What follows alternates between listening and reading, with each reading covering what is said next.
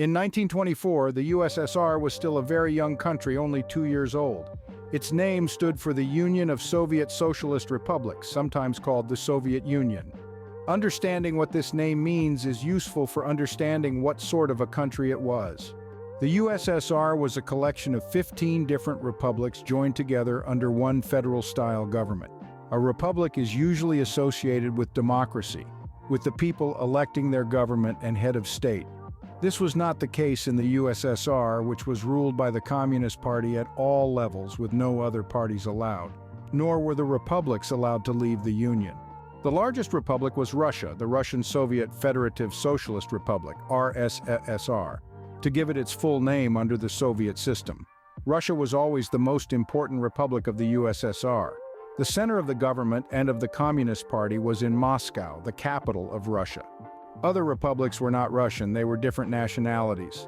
Some, for example, the Ukrainian Soviet Socialist Republic, had very strong national identities with different languages, cultures, and customs, and this caused tensions inside the USSR because some wanted independence. The USSR was based on a great Russian mentality, which thought that everything Russian was best. Russia was where the 1917 revolution began.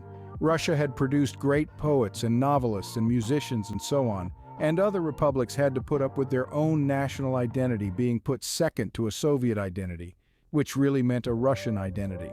The word Soviet in Russian means council. Soviets of workers and soldiers were important in the Russian Revolution of October 1917.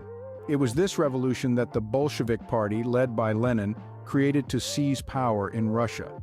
The Bolsheviks promised to make Soviets the way Russia and then the USSR was governed.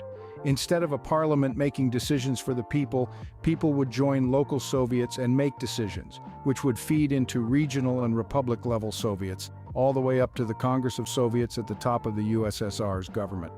There were also Soviets in other parts of life as well. Factory Soviets had a role in how the factory was run, and collective farm Soviets did the same in the countryside.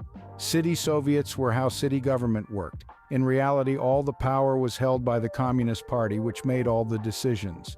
The Congress of Soviets rubber-stamped these decisions, which meant they just automatically agreed with them, and they got fed down to republic, then regional, then local Soviet level.